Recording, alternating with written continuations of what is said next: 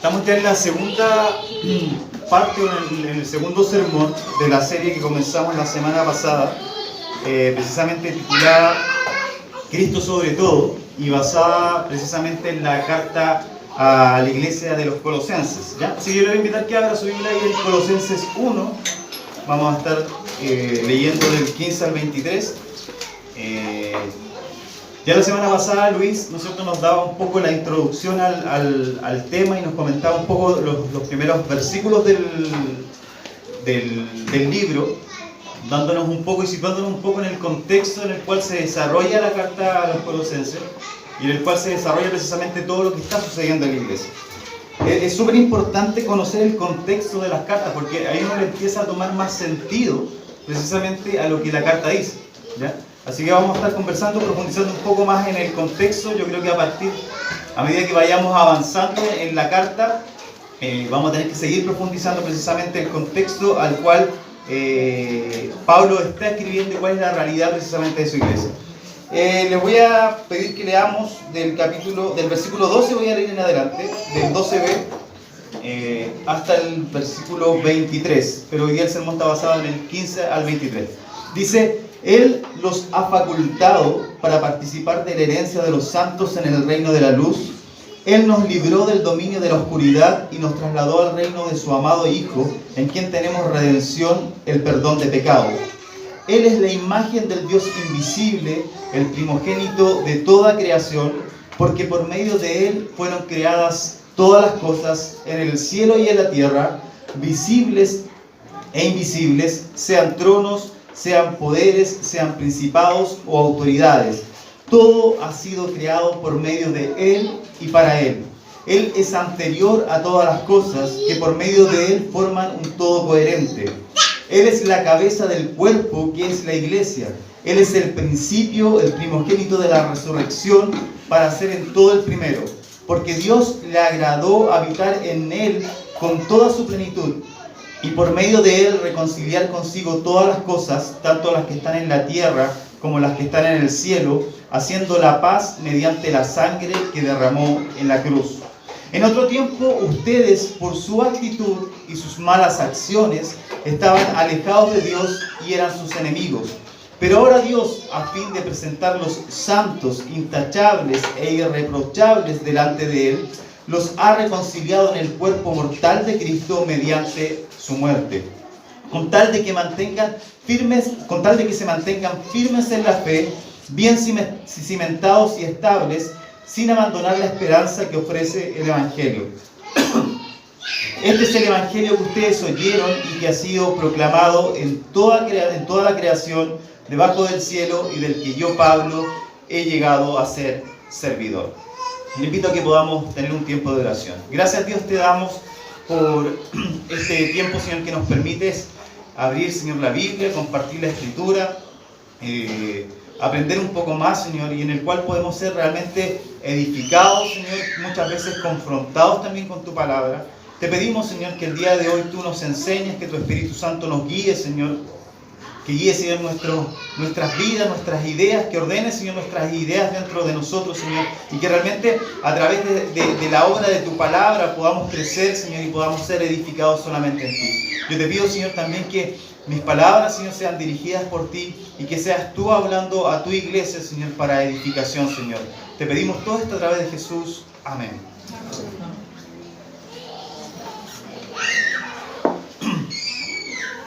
El libro de Colosenses en sí, muchos teólogos lo llaman, ¿no es cierto?, o llaman a un grupo de libros como los libros, las cartas desde la prisión que escribe Pablo, ya junto con el libro de Efesios, con el libro de Filipenses, de Filemón y Colosenses. Es precisamente en medio de la prisión de Pablo que un día cualquiera recibe una visita. ¿Y quien lo visitaba precisamente era Epafras? Luis nos comentaba un poco la semana pasada de quién era Epafras. Muchos historiadores concuerdan que Epafras precisamente era uno de los iniciadores de la iglesia en Colosas. Entonces, Epafras va a visitar a Pablo y le comenta un poco acerca de lo que está pasando en la iglesia. Le comenta acerca de cómo la gente ha recibido el Evangelio, cómo la iglesia está creciendo, pero no solamente le comenta las cosas buenas que está pasando en la iglesia, sino que también les comenta las cosas malas que está sucediendo en la iglesia y cuáles son los problemas precisamente que la iglesia está sufriendo, o los problemas a los cuales la iglesia se está viendo enfrentada. Por lo tanto, la carta a los Colosenses es una respuesta a la problemática y a las dificultades que puedan haber estado pasando precisamente los hermanos de la iglesia de Colosas. Le comenta, ¿no es cierto?, los problemas que puede estar sucediendo, y Pablo, desde un corazón pastoral, escribe lo necesario para que la iglesia precisamente sea edificada. Pero, ¿cuál era la problemática que podían estar viviendo precisamente la iglesia de los Colosenses?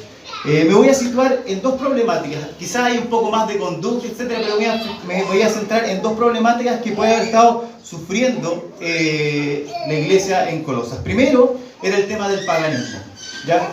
La iglesia de Colosas no era una iglesia que tuviese un trasfondo judío, ya Luis nos comentaba un poco la semana pasada. Por lo tanto, la gente que se había convertido al evangelio en la iglesia era gente que venía de otras religiones, que venía de otras culturas, y por lo tanto su cosmovisión, su visión acerca de las deidades era muy diversa, ¿ya? La iglesia de Colosas estaba camino desde el Medio Oriente por la carretera que unía precisamente al puerto que después se unía con Grecia. Entonces era una comunidad, era una ciudad que constantemente estaba recibiendo visitas, y también se realzó mucho el comercio precisamente por estas visitas y por estos viajeros que tenían que pasar obligatoriamente por Colosas. Entonces, por lo tanto, el sinfín de deidades que se adoraban en el paganismo era un montón. Y la gente podía estar precisamente tentada, la gente que estaba asistiendo a la iglesia, podía verse tentada a volver a sus raíces paganas. En el paganismo no solamente se adoraba a un dios superior, sino que se adoraba a un montón de dioses inferiores. Y eso era lo que estaba sucediendo en la iglesia. Y un poco a razón de spoiler, ¿no es cierto?, de lo que va a pasar en Colosenses 2, Pablo le dice a la iglesia: no dejen que les prive de esta realidad ninguno de esos que se ufanan en fingir humildad y adoración a los ángeles. Por lo tanto, muchas personas de la iglesia de Colosas estaban viendo a los ángeles, que eran, entre comillas, servidores de Dios, servidores de la iglesia, también como seres dignos de adoración, ¿ya? Entonces, todo esto era a raíz precisamente de su pasado pagano. Lo segundo que estaba pasando en la iglesia, y muchos autores concuerdan, algo que se conoce como la herejía de Colosas. Va a pasar en el capítulo 2, que un poco vamos a profundizar precisamente en esto, pero era un choque de pensamientos insistentes que estaba sucediendo con la iglesia de Colosas, y la herejía que golpeaba a la iglesia no era más que un toque de gnosticismo temprano. ¿Qué creían los gnósticos? Creo que Luis lo tocaste un poquito la semana pasada, pero esta idea y este pensamiento que encuentra un poco fuerza para seguir creciendo precisamente en la iglesia del primer siglo, aparece en el siglo primero y en el siglo segundo, y básicamente los gnósticos lo que buscaban era poder, a través del conocimiento, liberar su alma. ¿Por qué liberar el alma? Porque para los gnósticos eran súper dualistas. Entonces, por lo tanto, el mundo físico era totalmente malo y el mundo espiritual era bueno.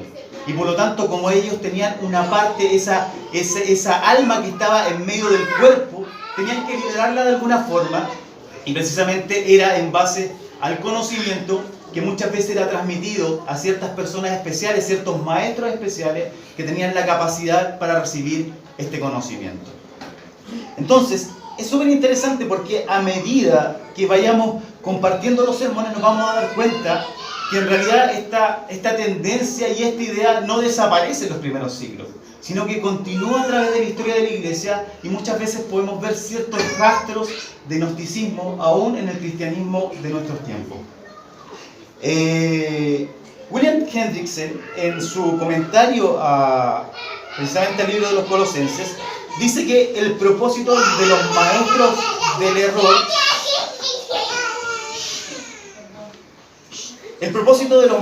del error era precisamente mostrar a los colosenses cómo ellos podían ser capacitados para triunfar sobre los apetitos de la carne. Sus dichos eran algo así: le decían, un poco parafraseando, están sosteniendo una tremenda pero inútil batalla contra la tentación que surge de su naturaleza corrompida. Nosotros podemos ayudarlos. La fe en Cristo, por buena que sea, no es suficiente porque Cristo no es un Salvador completo. Eso era básicamente la idea, ¿no es cierto?, que era la predicación de estos falsos maestros que se habían metido en la iglesia de Colosas y habían tratado de contaminar el evangelio puro. El gnosticismo, en su esencia, es súper dualista, y la enseñanza que todo lo físico es malo y lo espiritual es bueno es un tema que todavía precisamente persevera en la iglesia.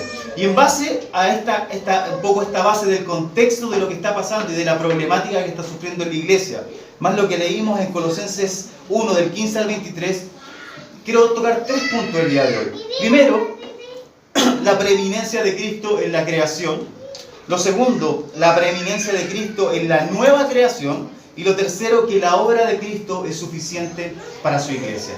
Versículos del 15 al 17 dice: Él es la imagen del Dios invisible, el primogénito de toda creación, porque por medio de Él fueron creadas todas las cosas en el cielo y en la tierra, visibles e invisibles, sean tronos, poderes, principados o autoridades. Todo ha sido creado por medio de Él y para Él. Él es anterior a todas las cosas que por medio de Él forman un todo coherente.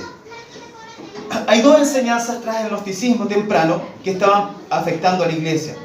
Primero, era esta dualidad constante que yo les comentaba, en donde esta creencia que lo físico es malo y lo espiritual es bueno, y se llegó a decir, inclusive los griegos, ¿no es cierto?, que también tenían cierta corriente gnosticista, llegaron a decir que precisamente el cuerpo es la prisión del alma. Por lo tanto, el alma estaba encerrada en este cuerpo físico y que lo afectaba, ¿no es cierto? Y ellos no podían llegar a este estado puro, a este estado espiritual, si no eran liberados a través del conocimiento. Muchos maestros posteriores a Pablo, como el gnosticismo siguió, ¿no es cierto?, engendrándose y siguió encontrando una fuente para seguir avanzando en la iglesia, llegaron a decir que el Dios del Antiguo Testamento, que era Jehová o Yahvé, ¿no es cierto?, como se nombrara, no era el Dios real, sino que había un Dios superior a él, y que precisamente este Jehová era una especie de emanación malévola del Dios real. ¿Por qué razón? Porque Dios había creado el mundo físico.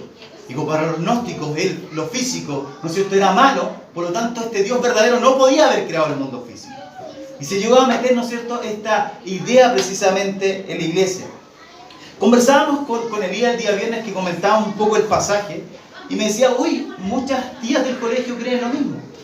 Y pareciese, ¿no es cierto?, que en cierta forma ha habido un poco una reaparición de ciertas ideas antiguas en lo nuevo, y la gente que cree un híbrido de cosas, y lo malo es que ese híbrido de cosas también muchas veces se traspasa dentro de la iglesia. La segunda enseñanza que se había inmiscuido en la iglesia era que como todo lo físico era malo, se negaba la encarnación de Cristo. Cristo no podía haber tomado forma humana, porque lo físico era malo. Entonces, por lo tanto, se llegó a decir que Cristo en realidad apareció en una aparición casi fantasmal, ¿no es cierto? Casi un holograma era Cristo, y no había venido precisamente en carne. Entonces la respuesta para esto fue que la aparición de Cristo no había sido más que una aparición fantasmal. Jesús precisamente no era el Hijo de Dios, no era el Dios encarnado, sino un mensajero que era el encargado de entregar el verdadero conocimiento a la humanidad, y conocimiento que era muchas veces compartido solo por, entre comillas, algunos elegidos. Sin embargo, la respuesta de Pablo a esta problemática, de tanto de la dualidad como también de lo físico malo, la respuesta a esta problemática que estaba siendo desarrollada en la iglesia, o que se había inmiscuido en la iglesia, es esta doxología, esta alabanza que precisamente Pablo habla en estos versículos que hemos leído.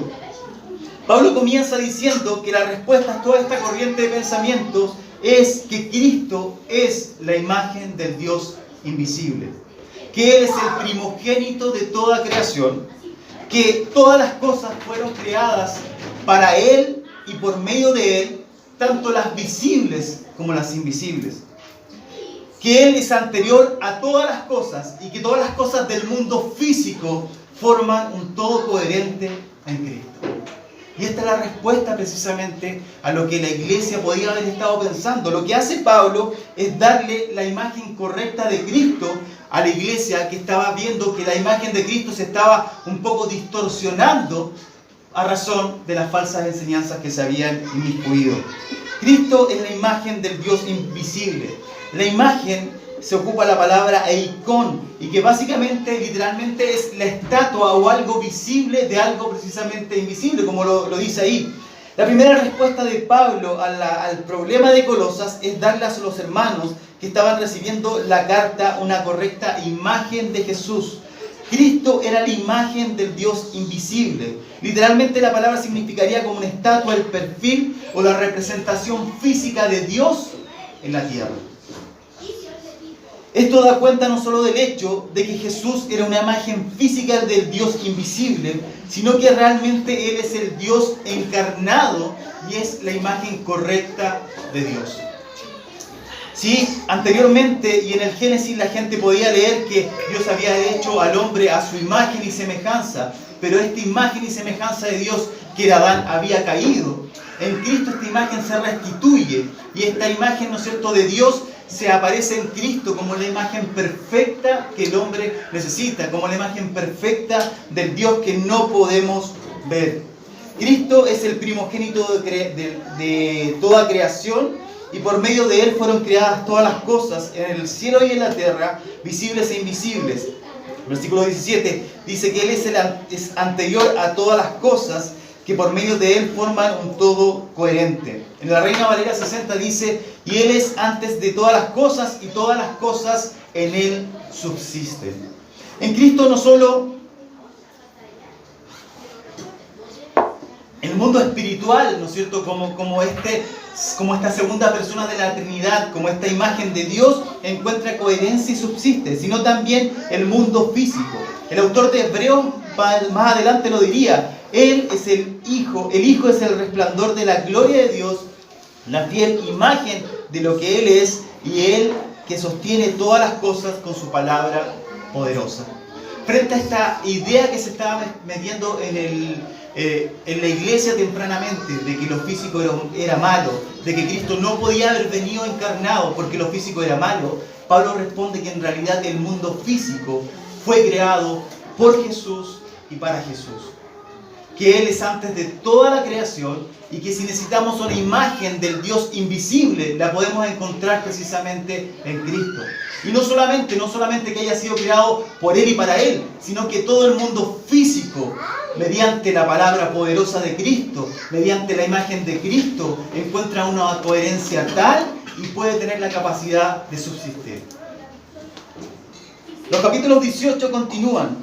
Él es la cabeza del cuerpo que es la iglesia. Él es el principio, el primogénito de la resurrección para ser en todo el primero. Porque a Dios le agradó habitar en Él con toda su plenitud y por medio de Él reconciliar consigo todas las cosas, tanto las que están en la tierra como las que están en el cielo, haciendo la paz mediante la sangre que derramó en la cruz. Pablo no solo quiere dejar en claro la relación de Cristo con el mundo físico. Cristo es supremo sobre todo el mundo creado. Él es la razón de su existencia y de su subsistencia. Sino también que la supremacía de Cristo no solamente va sobre la creación del mundo físico, sino que también sobre la nueva creación de este mundo espiritual. Como bien decíamos anteriormente y citando a Hendriksen cuando hablaba acerca de estos falsos maestros que querían decirle a la iglesia que en realidad el Salvador o Cristo como Salvador no estaba completo. La idea de estos falsos maestros era precisamente que este conocimiento o iluminación que buscaban alcanzar tenía un principio, que debían conocerse a sí mismos, que debían buscar por ellos mismos el conocimiento para alcanzar esta perfección, para alcanzar esta liberación de su alma. Por lo cual el hombre tenía en sus propias manos la salvación y la liberación del alma. Sin embargo, la iglesia ha sido comprada y reconciliada a Dios mediante la obra redentora de Cristo. Mediante esta obra redentora en la cruz, Pero no es un hecho que termina ahí, sino que es una obra que en el pasado apunta hacia una gloria futura, hacia la resurrección de nuestros cuerpos glorificados. Y lo leíamos recién en la liturgia en 1 Corintios. El fin, ¿no es cierto?, nuestro no es solamente que nuestra, entre comillas, alma sea salvada, sino que nuestro fin y nuestra esperanza es que nuestro cuerpo físico, que para el gnosticismo era malo, para el Evangelio y para Cristo, ¿no es cierto?, la creación tiene un valor supremo porque ha sido creado por Él, porque ha sido creado para Él. Y tiene este fin y esta esperanza que es la resurrección del cuerpo físico. Él es la cabeza del cuerpo que es la iglesia. Él es el principio, Él es el primogénito de la resurrección para que Él sea todo el primero. Pablo después le escribiría a la iglesia de Corintio cuando dice: lo cierto es que Cristo ha sido levantado entre los muertos como primicia de los que murieron. De hecho, ya que la muerte vino por medio de un hombre, también por medio de un hombre viene la resurrección de los muertos. Pues así como Adán todos mueren, también en Cristo todos volverán a vivir, pero cada uno en su debido orden. Cristo, que es la primicia, que es lo primero que se le entrega a Dios, después cuando Él venga, los que le pertenecen. El fin de la salvación es la glorificación de su iglesia. Y tiene, ¿no es cierto?, y apunta hacia el futuro, tiene una promesa escatológica en el cual nuestras vidas van a ser transformadas para encontrarnos juntamente con Cristo. Versículo 19, porque a Dios le agradó habitar en Él con toda su plenitud. Cristo no solo tenía que ver con el mundo físico, sino que precisamente en Él se encuentran las dos naturalezas de manera perfecta. No solo una parte de Dios, Cristo no tiene solamente una parte de Dios, sino que dice el versículo que en Él habita toda la plenitud de la deidad. Y por lo tanto podemos confesar, ¿no es cierto?, lo que dice la teología: Cristo es verdaderamente 100% humano y también 100% Dios. Y esta es una tremenda confesión, porque en el pensamiento, ¿no es cierto?, que yo les decía en un principio, este extracto que habitaba en el hombre de Dios, ¿no es cierto?, esta alma que está cautiva en medio del cuerpo físico, no podía ser liberada si no era precisamente a base de desconocimiento. Pero en Cristo, que para muchos falsos maestros era solamente una aparición fantasmal, no era realmente hombre, el Evangelio confesaba de manera distinta. Cristo es verdaderamente hombre, Cristo es verdaderamente Dios y es nuestro Salvador, y es el Salvador que la iglesia necesita. De manera temprana, de manera posterior, ¿no es cierto?, una de las formas que la iglesia rechaza todas estas doctrinas es precisamente a través del credo apostólico, en donde se confiesa que Cristo había nacido de manera humana, pero también, ¿no es cierto?, que Cristo era el Hijo de Dios, era el Dios verdadero. Cristo no solo tenía que ver, ¿no es cierto?, con el mundo físico, sino que en Él habitaba toda la plenitud de la deidad. Y no solo el mundo físico encuentra coherencia o subsistencia, sino que la reconciliación entre Dios y nosotros está sustentada de manera armónica y perfecta en la obra de Cristo en la cruz. Mediante su sacrificio hizo la paz entre Dios y nosotros. Versículo 20 dice: y por medio de Él reconciliar consigo todas las cosas, tanto las que están en la tierra como las que están en el cielo, haciendo la paz mediante la sangre que derramó en la cruz. Pablo le escribiría también a la iglesia de Romanos: en consecuencia, ya que hemos sido justificados mediante la fe, tenemos paz con Dios por medio de nuestro Señor Jesucristo. La respuesta a las herejías que se podían estar levantando en la iglesia es que Cristo es supremo, tanto sobre el mundo físico como también sobre el mundo espiritual. Cristo es supremo tanto sobre la primera creación como también sobre esta nueva creación, que tiene su origen y ejecución en la obra de Cristo en la cruz, pero que también espera su consumación en el día en que Cristo vuelva por su iglesia y la iglesia sea transformada precisamente para habitar juntamente con Él. Para estos primeros maestros quizás la obra de Cristo no era suficiente. Siempre había algo más, siempre había algún conocimiento que alcanzar, siempre había algún rito de iniciación que ejecutar, siempre había algún rito, siempre había maestros que fueran más iluminados que otros. Pero sin embargo, para el Evangelio, para Pablo, del cual era esclavo, ¿no es cierto?, precisamente de Cristo, del cual él se hacía esclavo del Evangelio, Cristo era suficiente para su iglesia. Versículos 21 en adelante. En otro tiempo ustedes, que por su actitud y sus malas acciones estaban alejados de Dios y eran sus enemigos, pero ahora Dios, a fin de presentarlos santos, intachables e irreprochables delante de Él, los ha reconciliado en el cuerpo mortal de Cristo mediante su muerte, con tal que se mantengan firmes en la fe, bien cimentados y estables, sin abandonar la esperanza que ofrece el Evangelio. Este es el Evangelio que ustedes oyeron y que ha sido proclamado en toda la creación debajo del cielo, y del que yo, Pablo, he llegado a ser servidor. Si los versículos anteriores nos habían dado un poco la base de la teoría acerca de la supremacía de Cristo y mostrarnos sobre qué era Cristo superior, explicándonos de manera detallada tanto el mundo físico como el mundo de esta nueva creación, este mundo espiritual, los colosenses estaban totalmente perdidos y pensaban que la salvación estaba en sus manos. Estaban totalmente perdidos estos falsos maestros y pensaban que la salvación podía alcanzarla de manera personal en base a una búsqueda de algún conocimiento superior. Al igual que nosotros, si llegamos a pensar que la obra redentora de Cristo y nuestra salvación está precisamente en nuestras manos o depende de nosotros. Pablo les dice una cosa así: oigan, ustedes colosenses, por su actitud y sus malas acciones estaban totalmente alejados de Dios. La solución no viene de dentro de ustedes, no viene a través de un conocimiento superior, sino que ahora Dios mismo los ha presentado a ustedes santos, intachables e irreprochables delante de Él. Y mediante la reconciliación, no en el espíritu, sino en un cuerpo mortal de Cristo, mediante su muerte. Esta obra trinitaria es precisamente el Evangelio, en donde Dios elige, el Hijo precisamente ejecuta el plan del Padre y el Espíritu Santo aplica esta salvación preciosa a nuestras vidas.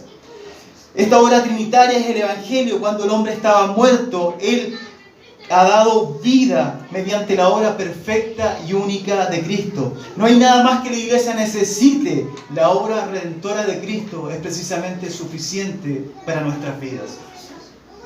El grito pastoral de Pablo es: no abandonen este evangelio, no abandonen esta enseñanza que ustedes han creído. No necesitan nada más que simplemente a Cristo, porque este es el evangelio que ustedes oyeron y que ha sido proclamado en toda la creación y del cual yo, Pablo, he sido servidor. Las dos fuerzas que atacaban a la iglesia tenían que ver con corrientes paganas y gnósticas. Ustedes se preguntarán a lo mejor qué tiene que ver, ¿no es cierto?, esto con nosotros, 2000 años después, ¿no es cierto?, de esta expansión del Evangelio. Pero se sorprenderá al darse cuenta que la sociedad es terriblemente pagana y también muchas iglesias son terriblemente gnósticas. A lo mejor no de manera abierta, pero sí muchas creencias han ido creando. El principio del paganismo no es adorar todo menos al Creador, o adorar al Creador y también adorar otras cosas. Y no es precisamente lo que hace la sociedad. No busca adorar la Pachamama, no busca adorar, ¿no es cierto?, la Madre Tierra, no busca adorar otras cosas, no busca levantar ídolos como lo hemos visto en un montón de series, ¿no es cierto?, acá. No busca levantar ídolos y adorarlos y servirlos. La sociedad es terriblemente pagana en su esencia. Buscar encontrar el conocimiento dentro de ellos mismos, liberándose de todo con tal de autoexaltar el yo interior, no es precisamente la base del gnosticismo. Esta dualidad en donde lo malo, lo físico es todo malo y lo espiritual es todo bueno, no es la base de muchas iglesias. No es la base de muchas iglesias los ritos secretos en donde la gente que llega a la iglesia tiene que pasar por ciertos ritos para alcanzar cierta perfección espiritual. No es la base de muchas iglesias en donde hay maestros que creen tener la verdad y que comparten la verdad con ciertos escogidos dentro de las iglesias. No es más que eso. La iglesia se ve enfrentada precisamente a ese tipo de pensamientos, a ese tipo de ideas. Y tal cual en el tiempo pasado los colosenses podían haberse visto enfrentados precisamente a estas realidades y a estas ideas, nosotros también podemos vernos enfrentados a este tipo de pensamientos y a este tipo de ideas. Y así como muchas veces hay un híbrido de cristianismo en muchas iglesias, Y muchas veces hay un híbrido también de creencias, precisamente las nuestras. Tenemos que darnos cuenta que hay una verdad tremenda en el Evangelio, que va desde principio a fin, que Cristo es suficiente para su iglesia, que la iglesia no necesita más que Cristo, que la palabra de Dios, ¿no es cierto?, bien predicada, va a apuntar precisamente a que Cristo es suficiente y que no hay nada más que nosotros podamos hacer, que no hay nada más que nosotros podamos ejecutar, que precisamente rendirnos a la supremacía de Cristo en nuestras vidas. Cristo es suficiente para usted, para mí, para nuestras familias, para nuestra iglesia, para nuestro consistorio, para nuestro pastor, para nuestro presbiterio, etc. Cristo es suficiente. Oremos, pidámosle a Dios sabiduría, para que no solo sea conocimiento, para que no solo digamos hoy sí, Cristo es suficiente, sino que también para que podamos tener la claridad, aún en las cosas más pequeñas de nuestra vida, que si necesitamos algo es precisamente a Cristo, y que si tenemos a Cristo, precisamente lo tenemos todo. Le invito a que podamos orar. Gracias, Dios, te damos por tu palabra, Señor.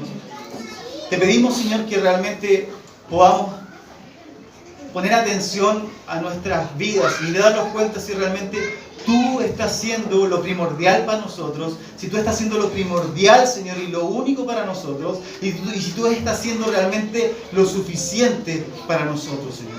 Ayúdanos a entender que tú eres todo para nosotros y que el hombre no necesita nada más además de ti, Señor. Ayúdanos a encontrarnos contigo, Señor, en la oración. Ayúdanos a encontrarnos contigo, Señor, en medio de la comunidad. Ayúdanos a encontrarnos contigo en medio de tu palabra, Señor. Y que seamos edificados en ti, Señor. Solamente en ti, Señor. Danos sabiduría, Señor, para desprendernos, Señor, de todas nuestras ideas, Señor, que busquen suplementar, que busquen, Señor, complementar a Cristo. Y realmente podamos entender que tú eres todo, Señor, para nosotros. Que si hay algo más grande, Señor, que tú les puedas haber dado a la iglesia, no hay nada más porque tú ya le has dado todo, y es precisamente ofrecer a tu Hijo como autor y consumador de nuestra fe. Te damos gracias, Señor, y te pedimos todo esto a través de Jesús. Amén. Amén.